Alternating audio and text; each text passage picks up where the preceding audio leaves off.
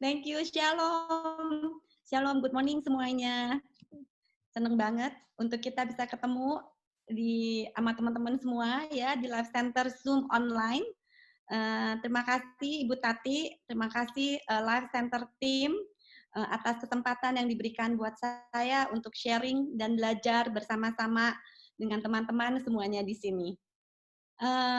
Oke, waktu saya ditanya topik apa dan saya berdoa untuk topik apa yang Tuhan mau saya share, I was prompted by the Spirit with the word "it is well". It is well itu adalah kata-kata yang sering kita kutip atau kita gunakan waktu kita greet each other, ya kan? Are you well? Yes, I am well. Atau juga digunakan untuk encouragement. All will be well. Dan dalam keadaan sekarang, kalau kita message ke teman-teman, kita juga pasti akan include stay safe and well, sisters, or keeping well, okay? Saya tuh jadi tanya-tanya sama Tuhan. Jadi apa nih Tuhan? The word "it is well" is a deep word that has many meanings. Dan arti "it is well" itu sendiri, kalau di dalam bahasa, ini adalah baik. Ketika saya lagi merenungkan apa pengertian yang Tuhan mau saya petik dari ini adalah baik, di Spotify saya tahu-taunya mengalun lagu Semua Baik. Saya nggak terlalu bisa nyanyi ya, saya nggak bisa nyanyi kayak Ria yang suaranya bagus banget. Tapi saya percaya, kita semua tahu lagu ini. It's a beautiful worship song. Banyak sekali kita mengucap syukur kepada Tuhan melalui lagu ini. Dan banyak sekali cerita dan testimoni di balik lagu ini juga. Ini lagunya simple, tapi membawa kepada dimensi hubungan yang sangat teramat dekat dengan Tuhan. Lagu ini diciptakan seorang pemuda yang begitu mengasihi Tuhan, dan lagu ini telah menjadi berkat bagi banyak orang. Semua baik, semua baik. Apa yang telah kau perbuat di dalam hidupku, semua baik. Sungguh teramat baik. Kau jadikan hidupku berarti. Mendengar lagu ini sampai habis, saya jadi mengerti apa yang Tuhan mau bicara lewat "it is well". Ini adalah baik, karena semuanya baik dan sungguh teramat baik apa yang Tuhan telah perbuat dalam hidup kita. Dan kata-kata ini jadi bunyi banget ke saya. So sister, ada 3 poin yang saya mau share melalui firman Tuhan pada pagi hari ini. Poin yang pertama, it is well.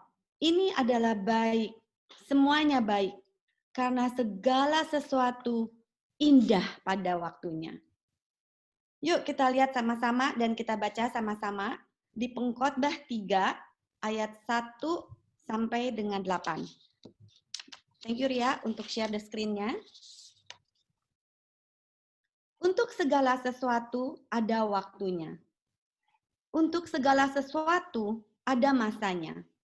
Untuk apapun di bawah langit ada waktunya. Ada waktu lahir, ada waktu untuk meninggal.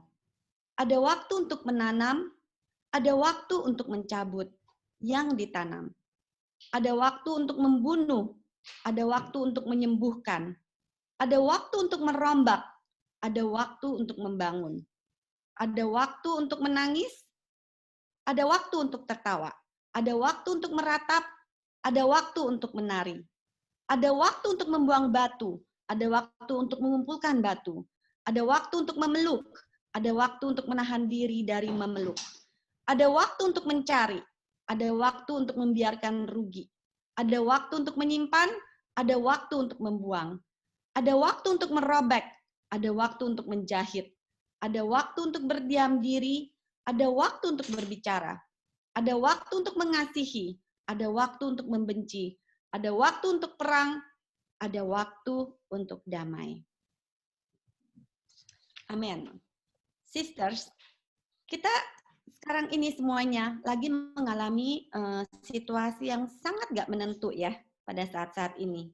Gak cuman yang lagi ada di Indonesia, atau kita yang lagi ada di Singapura, atau yang lagi ada di mana aja. Setiap kita struggles dan challenge yang berbeda. Ada satu poem yang ditulis oleh seorang bernama Damien Barr yang menjadi viral di sosial media. Ada satu kutipannya yang saya ambil. We are all in the same storm, but not in the same boat. Dia bilang begitu ya. Jadi di belahan dunia manapun kita sekarang ini, kita mengalami the same pandemic situation. Ya nggak sih? Ya kan? Tapi setiap kita ada di dalam kapal yang berbeda, di dalam situasi yang berbeda. Mungkin buat sebagian orang, di dalam saat-saat ini di mana kita harus banyak diem di rumah, harus pakai masker, ya, banyak yang kerja di rumah, kita mengambil waktu-waktu ini untuk rest dan reflect. Easy. Tapi buat sebagian orang, ini adalah menjadi waktu yang menjadi satu krisis yang mendesak. Dan buat sebagian orang, ini adalah saat-saat menjadi sangat lonely ya, kesendirian. Dan sebagian orang lagi ini jadi seperti long holiday, kayak family vacation. Dan buat sebagian orang ini jadi siksaan. Gimana? How to survive? Gimana buat kasih makan keluarga? Buat saya 4-5 bulan ini, saya kayak naik kapalnya tuh roller coaster. Beneran goes up and down non-stop. Ada waktu-waktu di mana saya happy banget karena saya bisa setiap hari makan siang dan makan malam bersama keluarga. Dulu jarang ya bisa begitu ya, kita bisa ngumpul sama-sama. Apalagi waktu itu ada papa mama saya di Singapura, seneng banget. Dan karena juga nggak ada yang buka, mall nggak buka, nggak ada apa-apa yang buka, nggak bisa kemana-mana. Saya jadi mulai bisa enjoy jalan kaki sama suami. Mulai bisa spend quality time, movie time, malam-malam sama anak-anak. Kita bisa main guling-gulingan. Tapi juga banyak waktu saya stres banget. Karena saya nggak punya space buat myself. My house is full house, no space buat saya. Dan juga ada hari-hari di mana saya sedih banget. Waktu saya mendapatkan berita duka cita. Nggak pernah sebelum ini, saya kehilangan orang-orang yang dekat dengan saya hampir setiap bulan. Dari mulai awal bulan Januari. Sad news over sad news. Dan saya kehilangan pendeta-pendeta yang dekat dan amat saya kasihi. Saya kehilangan seorang ibu rohani yang menjadi seorang teman buat saya. Dan saya kehilangan seorang teman baik yang sudah seperti my brother. Saya jadi benar-benar loh ngerasain kalau hidup ini fragile banget. Kok bisa ya? Kayaknya baru aja ngumpul. Kita baru aja ketawa-ketawa. Kita baru plan something untuk uji sosial. Kita retret bareng-bareng. Kita baru aja bercanda ke sana ke sini. Tapi sekarang mereka udah nggak ada bersama saya. And it leaves me, sisters. Belum lagi ditambah masalah-masalah di kerjaan. Misunderstanding here and there karena lack of communication. Dan lain-lain dan lain-lain. Semua datang bersamaan. Ya kan? Dan tiap kali saya coba mengingat diri saya, cling to God, waktunya rest and reflect. Ini saatnya your faith is tested. Sister, saya tuh jadi ngerasain banget loh apa yang Pak David Basuki bilang. Kalau di saat-saat lagi nggak enak, emang bener faith itu pahit banget rasanya. Iya kan? Tapi ada saat saya ditelepon. Apa-apa udah di cing. Waduh, saya langsung deg-degan. Aduh, apalagi nih? Berita apa lagi? Sahabat, ada sahabat saya try to commit suicide waktu dia telepon. Sisters, that calls is like a wake up call buat saya. Di saat-saat ini banyak yang lagi feeling very low, very down, and lost the hope. Banyak yang nggak tahu mesti gimana sehingga akhirnya mesti ambil jalan pintas. Banyak yang lagi stres dan marah. Where all these moments go? Kemana nih waktu ini larinya? Rencana-rencana kandas. Mimpi-mimpi musnah. Harapan-harapan mereka patah. Ada yang nggak jadi kawin, nggak ada jadi menikah. Ada yang nggak bisa lanjutin, nggak ada yang dapat kerja. Ada yang kerjaan. All expected become unexpected. Segala sesuatu menjadi nggak menentu. Semuanya become uncertain. What is next? What happen? What is happen in the future? Rumah tangga jadi pada berantem.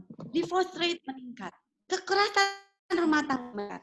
Anak-anak pada confused dan frustration. Ini orang dua itu berfoto. Surat kabar Straits Times hari Senin kemarin.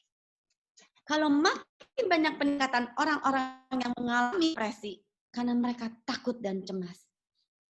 People kehilangan kasih.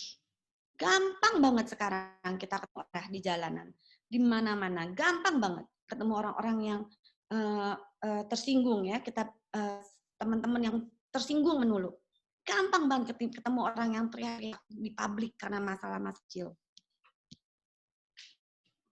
Pastor Judith Halim saya waktu saya lunch bersama-sama beliau beberapa hari yang lalu, dia bilang begini, Cing, apa yang kita selama ini sebagai Kristen selama bertahun-tahun, bisa kita lihat hasilnya dari respon mereka di dalam waktu 4 bulan ini.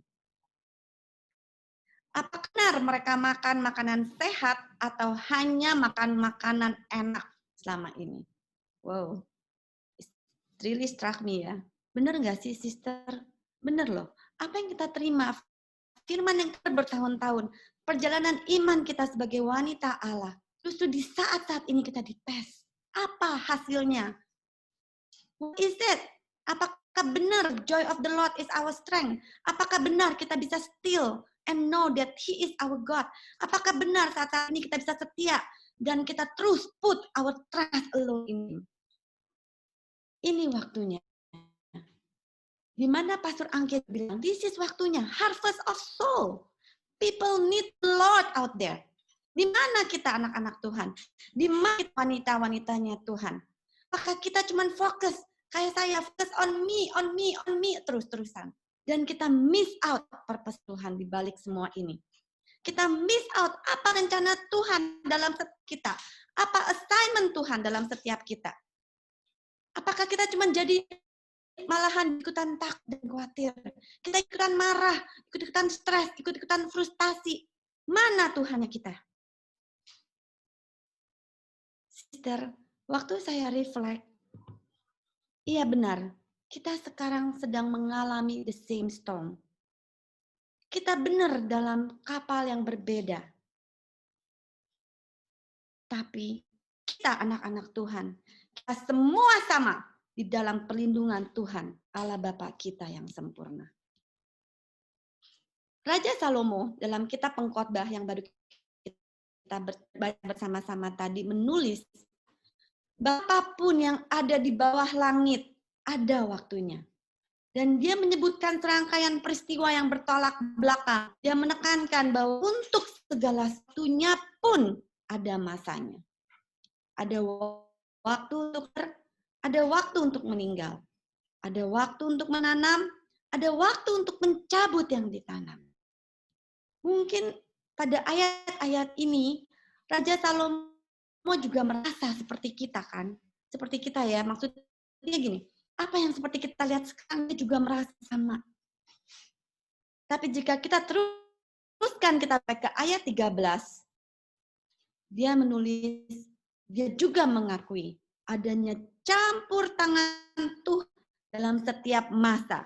Dan bahwa pekerjaan kita adalah pemberian.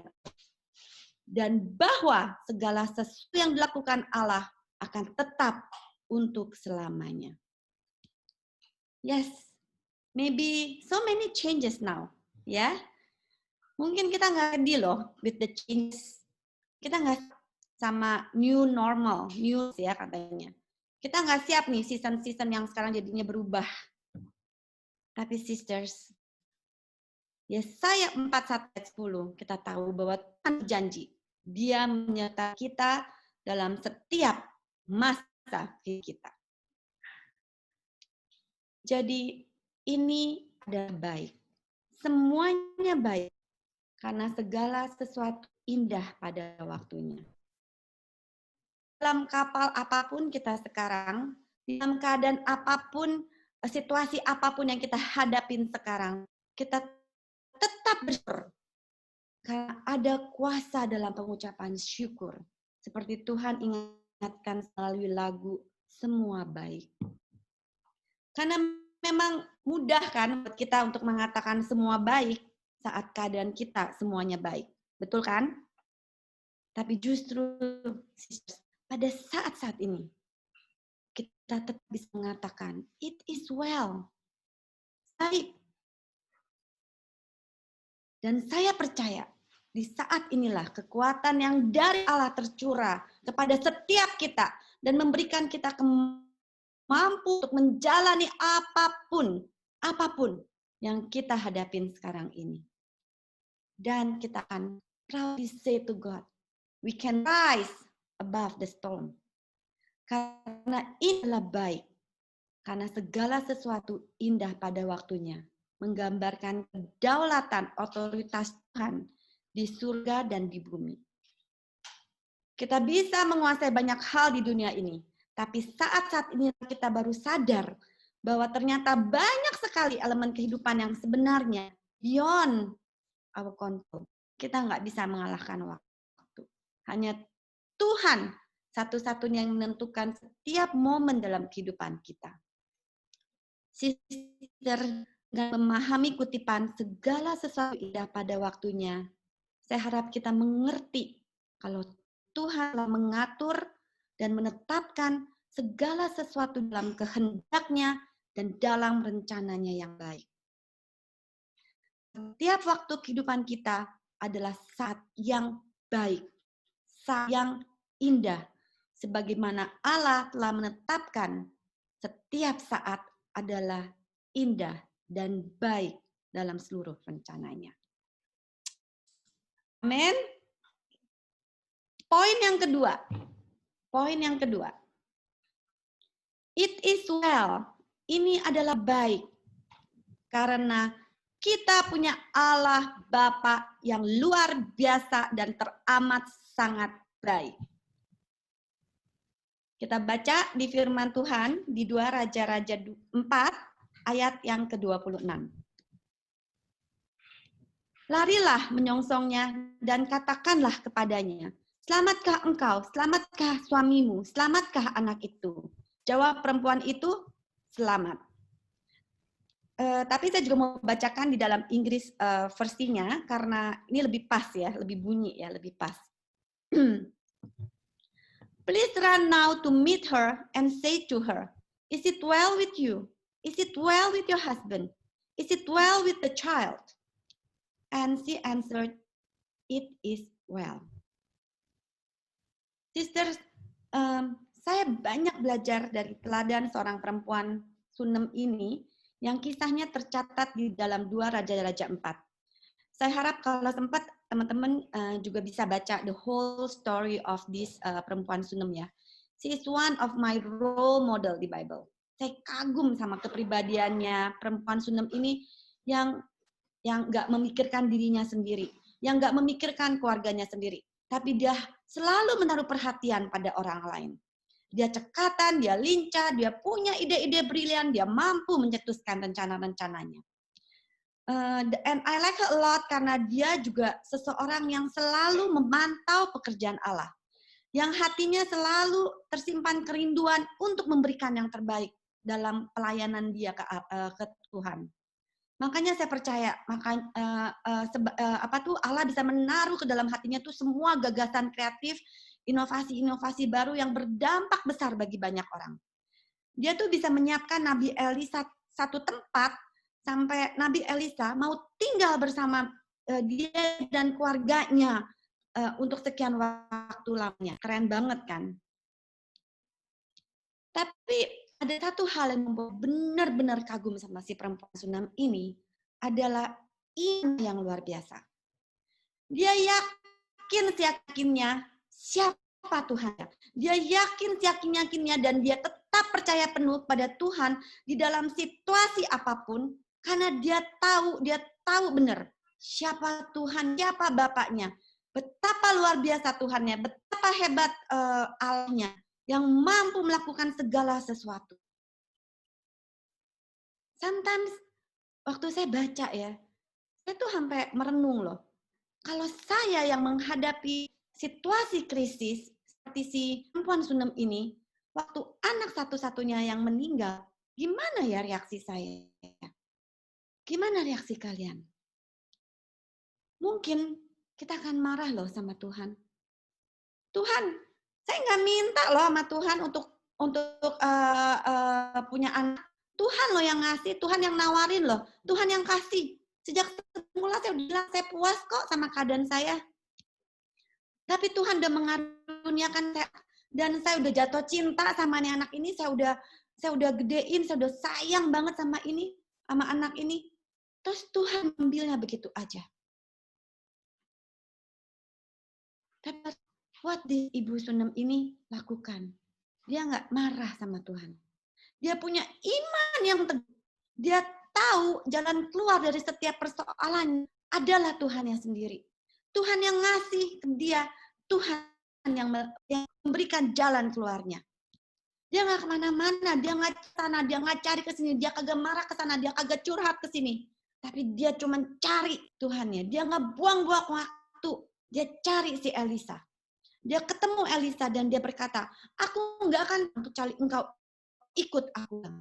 Sampai akhirnya Nabi Elisa ikut dia balik dan membangkitkan anaknya dari kematian. Luar biasa, sisters. Perempuan Sunem ini jelas banget siapa dia. Siapa di atasnya dia. Dan siapa dia. Sister, di saat-saat saya takut, di saat-saat saya cemas, di saat-saat saya kecewa, di saat-saat saya marah, waktu saya mengalami banyak masalah, cerita si perempuan Sunem ini menjadi favorite scripture buat saya untuk menguatkan iman saya. Is it well with your husband? Is it well with your children? Is it well with your parents? Is it well with your work? Is it well with your business? Is it with your friends? Is it well with yourself? Is it well with your soul? I keep telling myself, it is well. It's well. Ini semua adalah baik. Karena saya punya Bapak yang luar biasa. Karena saya punya Tuhan yang sanggup melakukan segalanya. Karena saya punya Bapak yang selalu memberikan jalan keluar. It is well. Ini adalah baik.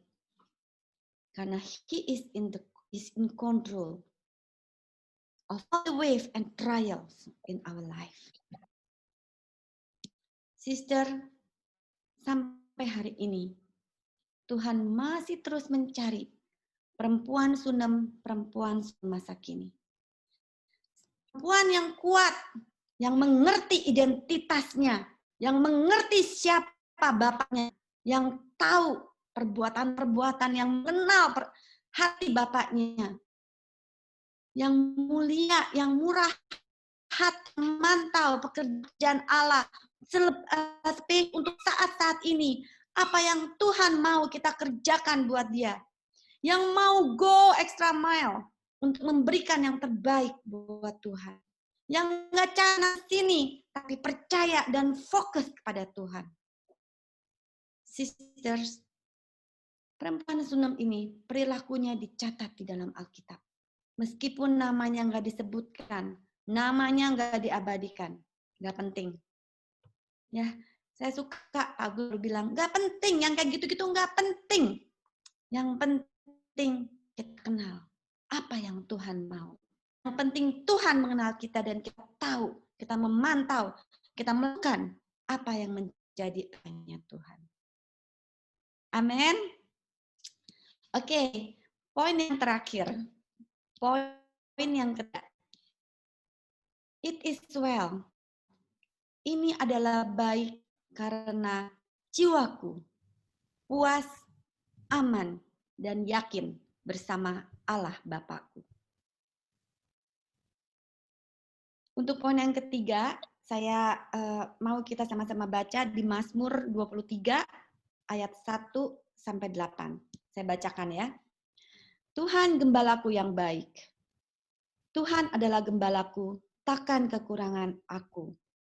Ia membaringkan aku di padang yang berumput hijau. Ia membimbing aku ke air yang tenang. Ia menyegarkan jiwaku. Ia menuntun aku di jalan yang benar oleh karena namanya. Sekalipun aku berjalan dalam lembah kekelaman, aku tidak takut bahaya, sebab engkau besertaku. Gadamu dan tongkatmu, itulah yang menghibur aku. Engkau menyediakan hidangan bagiku di hadapan lawanku. Engkau mengurapi kepalaku dengan minyak, pialaku penuh melimpah. Kebajikan dan kemurahan belaka akan mengikuti aku seumur hidupku, dan aku akan diam di dalam rumah Tuhan sepanjang masa.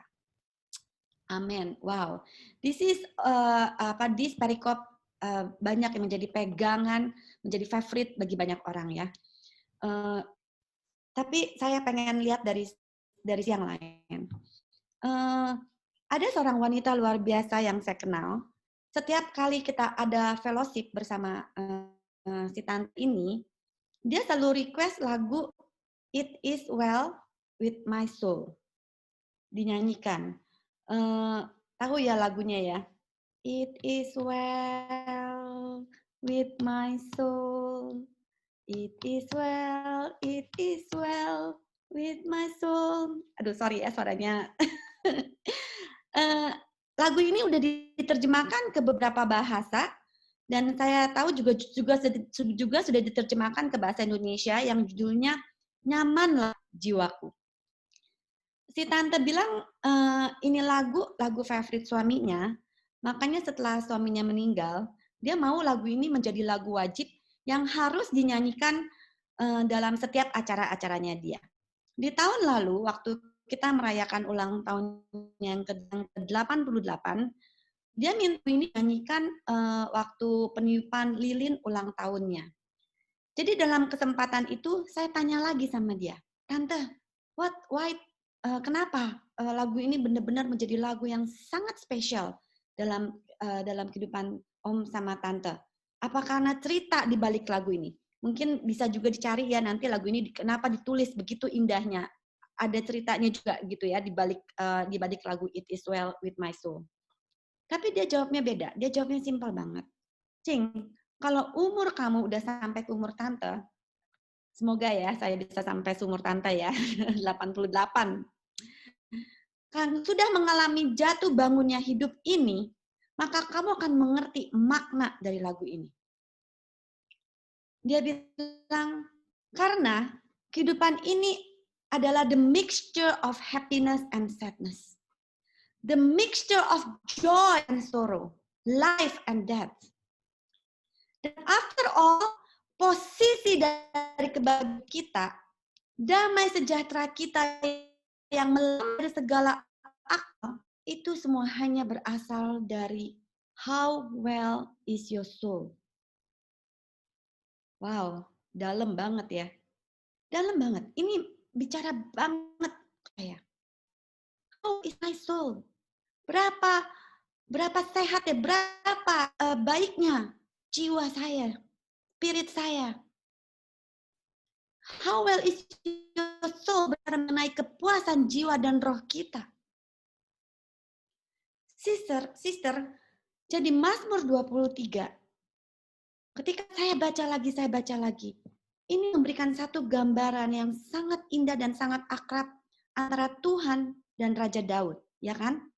Tuhan gembalanya dan Daud menempatkan dirinya sebagai dombanya dan Daud begitu dekat dengan si gembalanya itu. Dia memiliki hubungan yang intim sama Tuhan. Ada 3 hal penting yang saya ingin kita lihat, yang kita kenal. Gimana kita bisa memiliki hubungan yang begitu intim seperti Daud dengan Tuhan sebagai gembalanya. Ternyata saudara-saudara, yang pertama, Daud merasa puas jiwa dan rohnya di dalam Tuhan.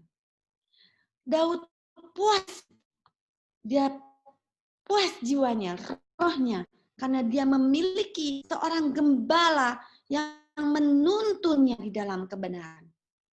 Daud berkata bahwa Tuhan menyegarkan jiwanya, Tuhan menenangkan jiwanya. Perasaan segar yang dia dalam jiwa ketika ia memiliki Tuhan, hanya Tuhan sebagai gembalanya.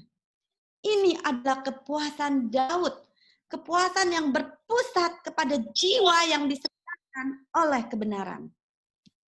Waktu saya mengerti ini, sister, saya jadi menangkap benar apa yang si tante maksudkan, bahwa posisi kebahagiaan kita itu berasal dari jiwa kita, sedamai sejahtera sukacita yang melampaui segala batas, yang tidak bisa didapat dari materi, tidak dapat dari prestasi kita, itu adalah dari kepuasan yang berpusat ke jiwa kita, yang disegarkan oleh kebenaran firman Tuhan.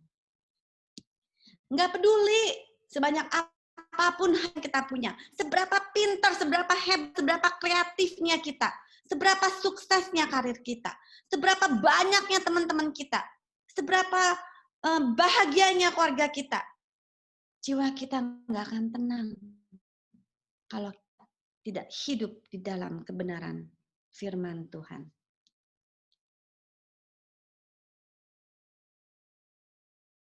Hal yang kedua, Raja menulis Dayak adalah rasa aman. Dia berkata, sekali aku pun berjalan lembah kekelaman, aku tidak takut bahaya. Sebab engkau besertaku, gadamu dan tongkatmu, itulah yang menghibur aku. Jadi Daud menggambarkan hidupnya saat itu di dalam kelembahan ya, di dalam lembah kekelaman ya. Dia tuh nggak mengeluh loh. Dia malah berkata, sekalipun aku berjalan dalam lembah kekelaman, sekalipun sekarang COVID-19 lagi menyerang seluruh belahan dunia, aku tidak takut bahaya. Sebab Tuhan besertaku, gadamu, tongkatmu, itulah yang menghibur aku. Daud, dia merasa aman karena dia tahu ada tangan Tuhan. Tongkat dan gada Tuhan menuntun dia dan memegang dia langkah demi langkah melewati lembah kekelaman. Sister, kita bisa nggak merasa aman?